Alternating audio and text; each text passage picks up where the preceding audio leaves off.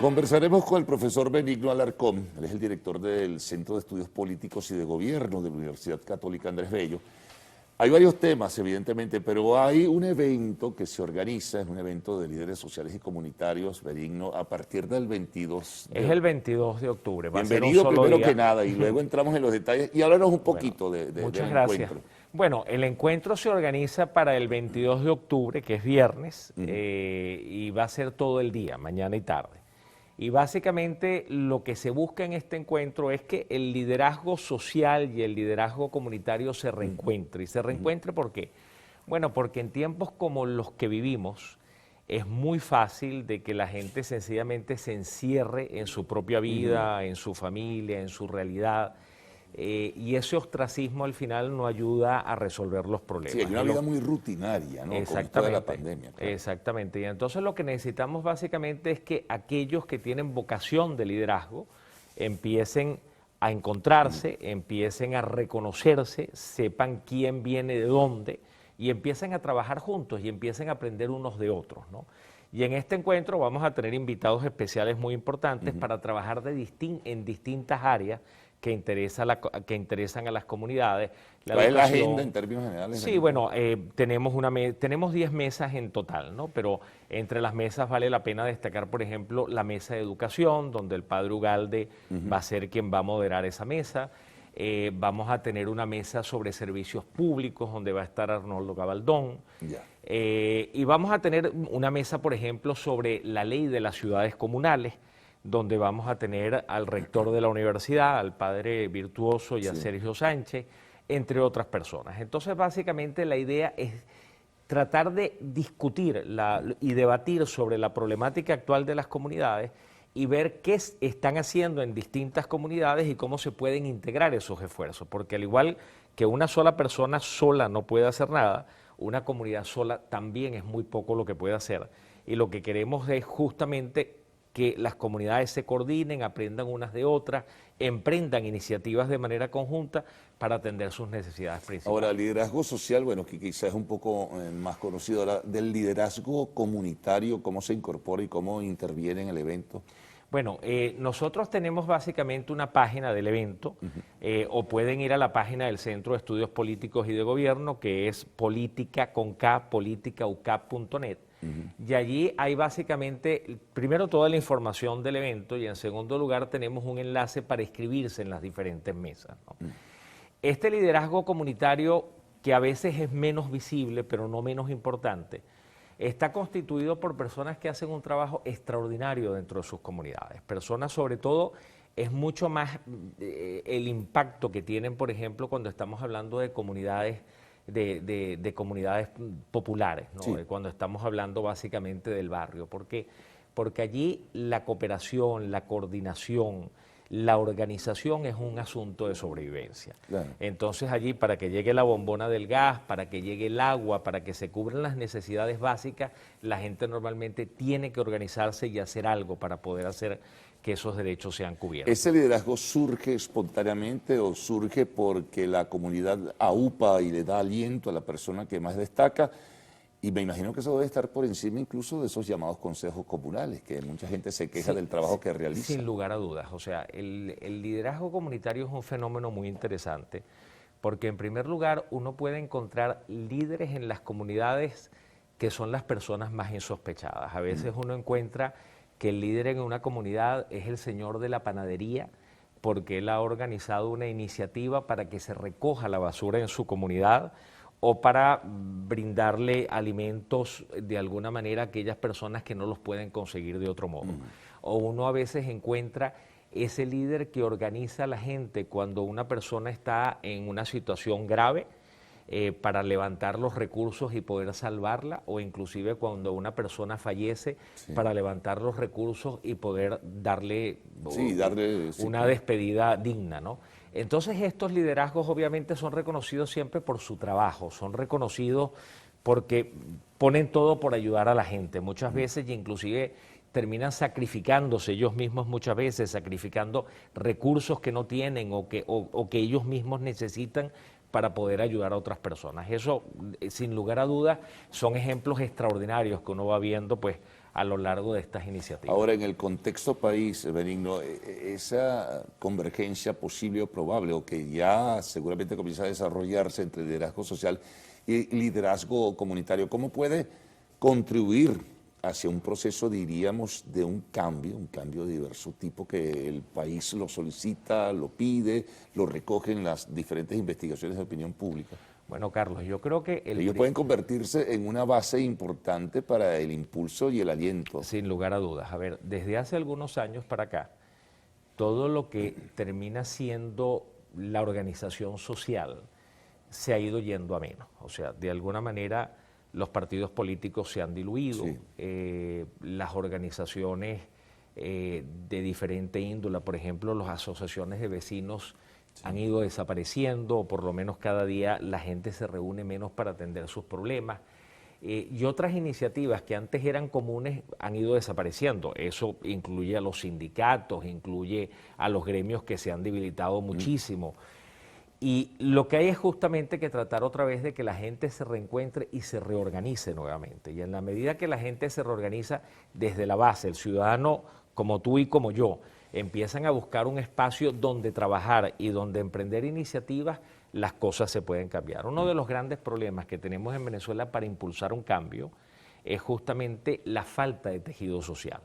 Y ese tejido social puede llevar muchísimo tiempo reconstruirlo, pero si no lo reconstruimos es muy poco lo que se puede hacer. Entonces yo creo que un primer paso es tratar, a través de iniciativas como esta y como otras que se llevan a cabo, tratar de que la gente se reencuentre, se reconozca en intereses comunes, en necesidades comunes y comiencen a trabajar de alguna manera para resolver. Un poco más de detalles, Benigno, sobre cómo involucrarse o cómo participar en el evento, ¿no? Que tuviste algunos elementos allí, pero yo creo que es bueno para que la gente le sirva de orientación.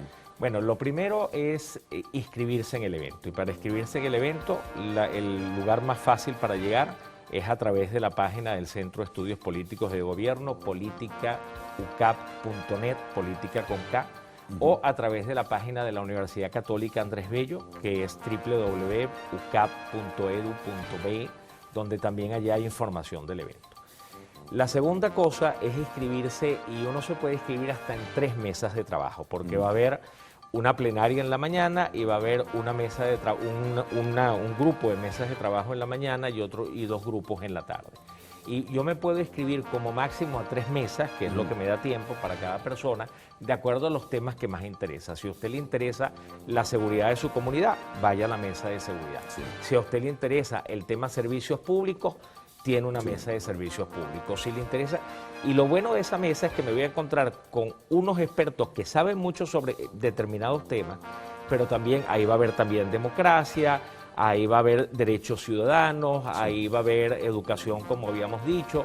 Hay 10 mesas en total. Y la idea básicamente es que la gente allí se va a encontrar con expertos que le van a hablar de lo que hay que hacer, pero también se van a encontrar con los líderes de otras comunidades que les interesa el mismo tema, lo cual va a permitir que la gente pueda coordinar esfuerzos. Oye, vamos a hacer una pausa, Benigno, y vamos a retornar. Conversamos con el profesor Benigno Alarcón, director del Centro de Estudios Políticos y de Gobierno de la Universidad Católica Andrés Bello.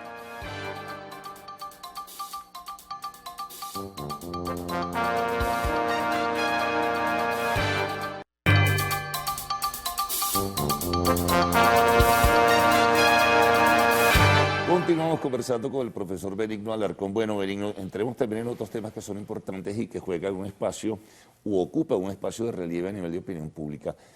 Está el tema electoral de por medio. Ha surgido un nuevo inconveniente con la admisión de observadores electorales por unas declaraciones que dio la semana pasada el responsable de Asuntos Exteriores de la Unión Europea, Josep Borrell, la protesta de los voceros del gobierno, la protesta también del Consejo Nacional Electoral. Ese es uno de los temas, pero también está el tema de las conversaciones que se reanudan el domingo 17 de octubre, en fin. Entremos un poquito con lo electoral, ¿no? ¿Cómo es tu ambiente en términos generales y este tipo de disputas que se manejan con, yo diría, un discurso muy grueso a nivel de opinión pública, ¿no? Bueno, a ver, yo creo que el tema electoral no va bien, para ser muy honesto, y creo que no va bien justamente por esas disputas, entre otras cosas. A ver, lo normal en una democracia es que tú tengas muchas representaciones partidistas, que tengas gente de izquierda, de derecha, los que defienden el medio ambiente, etcétera, etcétera. El problema básicamente que tenemos es que quienes creen en la democracia tienen que unirse para tratar de producir un cambio. Eso es fundamental. Si nosotros nos dispersamos en mucha fuerza, lo que termina sucediendo inevitablemente es que una minoría se convierte en mayoría relativa. Y eso es lo que está pasando en este momento. Lo que está pasando en este momento es que la estrategia que está manejando el gobierno en este momento es la dispersión del voto. Estamos apostando a la dispersión del voto.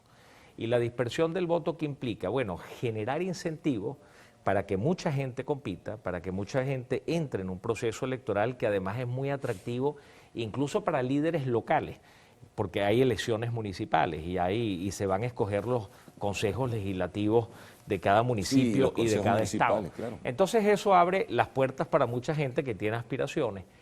Y esto ha hecho que en el Consejo Nacional Electoral, según entendemos, se hayan inscrito aproximadamente unos 70.000 candidatos, que van a terminar compitiendo por 3.082 cargos. Esto significa que tenemos en promedio, si mal no recuerdo, 23 candidatos por cargo. Bueno, con 23 candidatos por cargo, las posibilidades de poder hacer un buen papel en una elección son prácticamente nulos. Entonces, quienes se consideran oposición democrática en este país tienen dos remedios.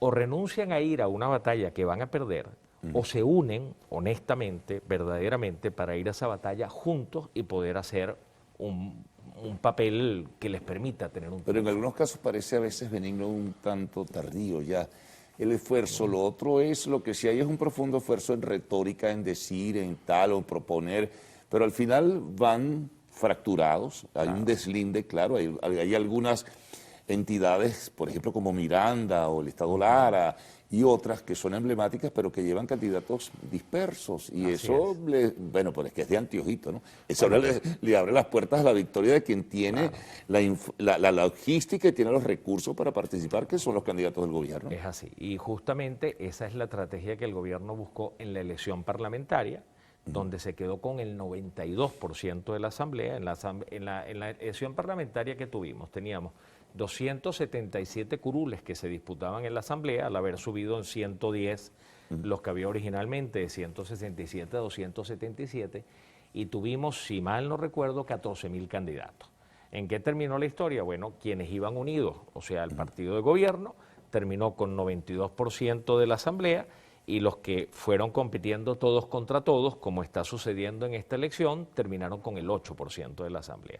Bueno, para unas elecciones regionales, si jugamos de la misma manera, no podemos esperar resultados demasiado distintos a los que hubo en la elección parlamentaria. Ahora, lo que impacta también es que el grupo de la llamada, vamos a decirlo como tú mismo lo calificabas, oposición democrática, decidió a través de diversas vías participar otra vez, a pesar de las diferencias y las contradicciones internas, pero decidió, ya sea a través de organizaciones, se rescata la tarjeta de la Mesa de la Unidad de 2015, lo cual era un buen incentivo, un buen ingrediente, pero surgieron propuestas paralelas y no lograron la convergencia ni la cercanía, simplemente, además, tú sabes que eso habría que precisarlo más, pero eso se está reflejando en las encuestas de opinión pública, que había una motivación repentina, ¿verdad?, de querer involucrarse y participar, ahora una especie de bajón, de declinación de la gente para involucrarse en el proceso del 21 de noviembre. Sí, bueno, nosotros lo que medimos en el mes de julio, que ya es una encuesta vieja, fue que más o menos el 50% querían participar. Lo que tengo entendido de quienes nos ayudan con las encuestas, que es Félix Seijas, que es nuestro encuestador, es que eso no ha cambiado mucho en los últimos meses. A pesar de las divisiones. No ha cambiado mucho y ha seguido más o menos alrededor de un 45%, ¿no? Esto puede o aumentar o bajar, dependiendo de lo que se haga en los próximos días, de lo que pase en la campaña. Eran como 40 y pico de días. Y todo lo demás. Pero el problema básicamente es que entramos tarde al proceso y además de haber entrado tarde al proceso, entramos divididos al proceso. Entre los actores, entre las oposiciones, como las califica Maduro, la realidad es que lo que hay son, por un lado, algunos que de buena fe piensan que lo pueden hacer mejor de lo que lo hizo la oposición tradicional, pero también hay otros que de alguna manera juegan a restarle votos a la oposición tradicional, bien o porque tienen una alianza con el gobierno, o bien porque ganan haciendo que la oposición tradicional pierda para tratar de sustituirla, ¿no?